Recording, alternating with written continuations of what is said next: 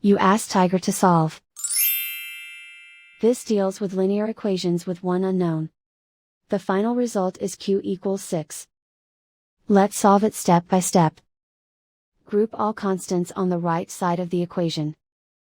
Add 1 to both sides. Simplify the arithmetic.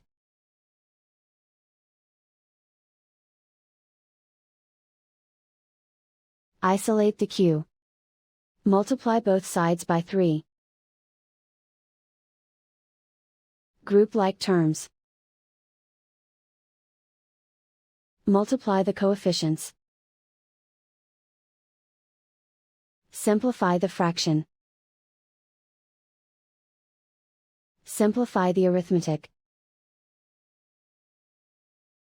And so the final result is q equals 6.